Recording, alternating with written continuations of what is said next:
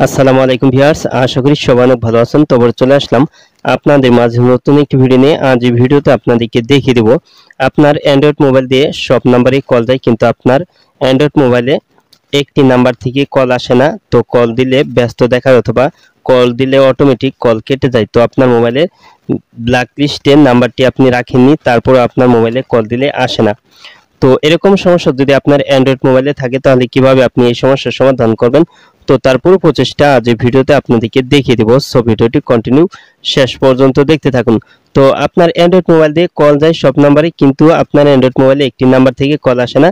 তো নাম্বারটি আপনি ব্ল্যাক লিস্টে রাখেননি, তারপরও আপনার অ্যান্ড্রয়েড মোবাইলে কল আসে না। তো এরকম সমস্যা থাকলে এই সমস্যার সমাধানের জন্য প্রথমে আপনার মোবাইলে থাকা ডায়াল প্যাড অপশনে চলে যাবেন।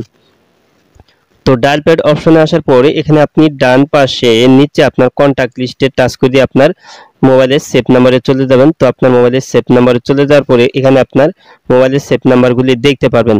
তো এইখান থেকে আপনার যে নাম্বার থেকে কল আসে না, তো সেই নাম্বারটি আপনি এখান থেকে সিলেক্ট করে নেবেন।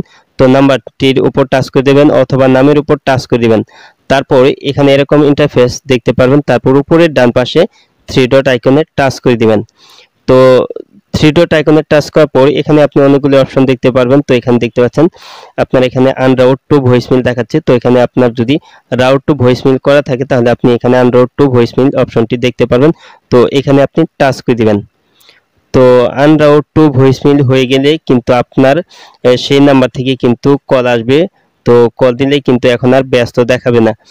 তো এভাবে আপনি খুব সহজে কিন্তু আপনার অ্যান্ড্রয়েড মোবাইল দিয়ে কল যায়, কিন্তু আপনার মোবাইলে যদি কোনো নাম্বার থেকে কল না আসে তাহলে আপনি যে নাম্বার থেকে কল আসে না, তো সেই নাম্বারে কিন্তু আপনি এই সেটিংটি করলে কিন্তু আপনার মোবাইলে কিন্তু সেই নাম্বার থেকে কল আসবে।